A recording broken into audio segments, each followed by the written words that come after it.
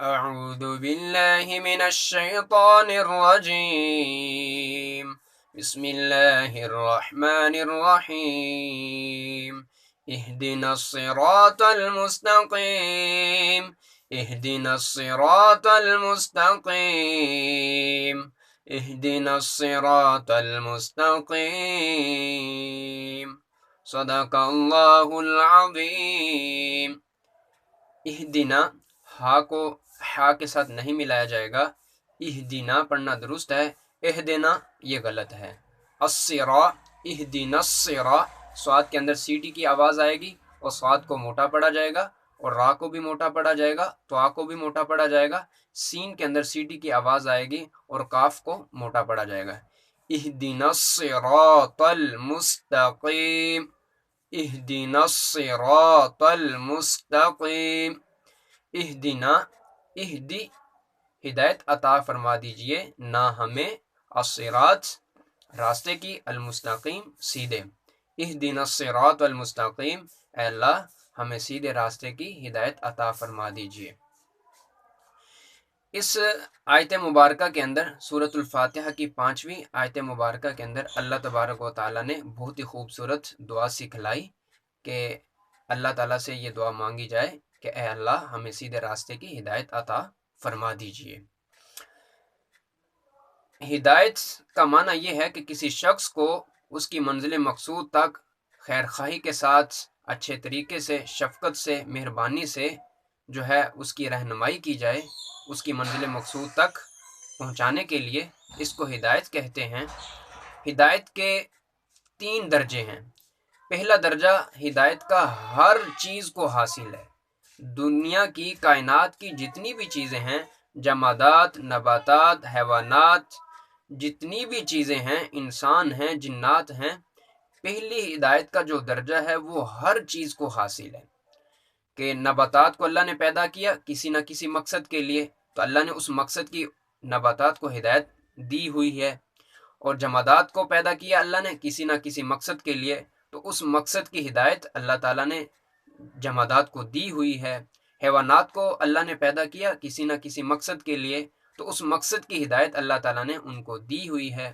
مثال کے طور پہ کان کو اللہ نے ذمہ داری سونپی ہے سننے کی، تو کان سنتا ہے، تو یہ سننے کی ہدایت اللہ نے کان کو دی ہوئی ہے۔ آنکھ کا کام ہے دیکھنا، تو دیکھنے کی ہدایت اللہ تعالیٰ نے آنکھ کو دی ہوئی ہے۔ اور دماغ کا کام ہے سوچنا، تو سوچنے کی ہدایت اللہ تعالیٰ نے جو ہے دماغ کو دی ہوئی ہے۔ اور سورج کا کام ہے تپش، حرارت انسانیت کو اور چیزوں کو فراہم کرنا، تو سورج جو ہے یہ حرارت فراہم کر رہا ہے کائنات کو، تو اللہ تعالیٰ نے حرارت فراہم کرنے کی ہدایت سورج کو دی ہوئی ہے۔ تو ہر چیز کو اللہ تعالیٰ نے کائنات کے اندر ہدایت عطا فرمائی ہوئی ہے پہلے درجے کی۔ تو ہر چیز کے اندر کچھ نہ کچھ عقل و شعور ضرور ہے۔ وہ الگ بات ہے کہ بعض چیزوں کا عقل و شعور ہمیں سمجھ میں آتا ہے، بعض کا ہمیں نہیں آتا، لیکن ہر چیز میں عقل و شعور موجود ہوتا ہے، چاہے وہ جمادات میں سے ہو، نباتات میں سے ہو، حیوانات میں سے ہو، انسانوں میں سے ہو، جنوں میں سے ہو۔ اللہ کا قرآن ارشاد فرماتا ہے وَإِن مِّن شَيْءٍ إِلَّا يُسَبِّحُ بِحَمْدِهِ، کہ ہر چیز اللہ کی حمد و ثنا، تسبیح، پاکی بیان کرتی ہے۔ اگرچہ ان کا عقل و شعور ہمیں جو ہے سمجھ میں نہیں آ رہا ہوتا، لیکن حقیقت میں ان میں عقل و شعور ہوتا ہے۔ کسی چیز میں اعلیٰ درجے کا ہوتا ہے، کسی چیز میں ادنا درجے کا ہوتا ہے۔ تو انسان اور جنوں کے اندر اعلیٰ درجے کا عقل و شعور ہے، لہٰذا انسانوں کو اور جنوں ہی کو اللہ تعالیٰ نے شریعت کا مکلف بنایا۔ باقی چیزوں کے اندر عقل و شعور اعلیٰ درجے کا نہیں ہوتا، اس لیے ان کو جو ہے وہ عمومی ہدایت حاصل ہے جو پوری کائنات کو حاصل ہے۔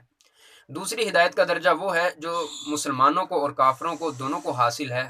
جتنے بھی انبیاء کرام اس کائنات میں آئے، جتنے بھی رسول آئے، جتنی بھی کتابیں نازل ہوئیں، اس کے اندر اس ہدایت کا تذکرہ ہے۔ تمام انبیاء کرام نے اس ہدایت کو تمام لوگوں کے سامنے رکھا۔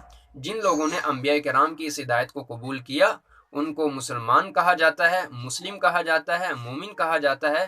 جن لوگوں نے انبیاء کرام کی دعوت کا، توحید کا، انبیاء کرام کے مشن کا، انبیاء کرام کی شریعت کا انکار کیا، ان کی ہدایت کا انکار کیا، ان لوگوں کو کافر کہا جاتا ہے۔ تو یہ ہدایت کی دوسری قسم ہے، ہدایت کا دوسرا درجہ ہے۔ یہ صرف مسلمانوں کو، انسانوں ہی کو حاصل ہے اور جنوں ہی کو حاصل ہے۔ بقیہ چیزوں کو یہ درجہ حاصل نہیں ہے، کیونکہ انسان اور جنات کے اندر عقل و شعور کا اعلیٰ درجہ ہے، تو اس ہدایت کے مکلف بھی صرف انسان اور جنات ہے، اور انسانوں اور جنوں میں سے جنہوں نے اس ہدایت کو قبول کیا ان لوگوں کو مسلم اور مومن کہا گیا، اور جن لوگوں نے اس کا انکار کیا ان کو کافر کہا گیا۔ تیسرا درجہ ہدایت کا صرف مخلصین کو، مؤمنین کو، متقین کو حاصل ہے، وہ یہ ہے کہ توفیق کا مل جانا، یعنی نیک کاموں کی توفیق، نیک کاموں کے اسباب کا مہیا ہو جانا آسانی کے ساتھ، اور برے کاموں کی نفرت اور برے کاموں سے بچنے کے اسباب آسانی کے ساتھ حاصل ہو جانا۔ دوسرے لفظوں میں اللہ اور اللہ کے رسول کی فرما برداری آسان ہو جائے، اللہ اور اللہ کے رسول کی نافرمانی مشکل سے مشکل ہو جائے۔ تو یہ درجہ صرف متقین کو، مومنین کو، مسلمانوں کو حاصل ہے، اور اس ہدایت کے درجے کے کئی مراتب ہیں۔ کسی کو اعلیٰ درجہ اس ہدایت کا حاصل ہے، وہ انبیاء کرام کی ذاتیں ہیں، اور کسی کو ادنا درجہ حاصل ہے کہ جس انسان کے اندر اعمال صالحہ کا جتنا زیادہ رجحان ہوگا اس انسان کے اندر ہدایت کا یہ تیسرا درجہ اعلیٰ درجے کا ہوگا۔ انبیاء کرام کے اندر اعمال صالحہ اعلیٰ درجے کے ہوتے ہیں، اللہ کی اطاعت اور فرما برداری اعلیٰ درجے کی ہوتی ہے، تو یہ تیسری قسم جو ہدایت کی ہے وہ انبیاء کرام کے اندر اعلیٰ درجے کی ہوتی ہے، اور دوسرے جو لوگ ہوتے ہیں ان کے اندر یہ والی ہدایت اعلیٰ درجے کی نہیں ہوتی، تو لہٰذا ان کے اندر یہ ہدایت کم درجے کی ہوتی ہے۔ تو اہدنا الصراط المستقیم، اللہ تعالیٰ نے یہ دعا سکھلائی، اے اللہ ہمیں سیدھے راستے کی ہدایت عطا فرما دیجئے۔ تو یہ ہدایت کا مطلب یعنی اللہ اور اللہ کے رسول کی فرما برداری، دنیا اور آخرت کی بھلائی اور کامیابی مراد ہے۔ اللہ تعالیٰ سے دعا ہے کہ قرآن پاک سمجھنے کی اللہ تعالیٰ توفیق عطا فرمائے۔ وآخر دعوانا ان الحمد للہ رب العالمین۔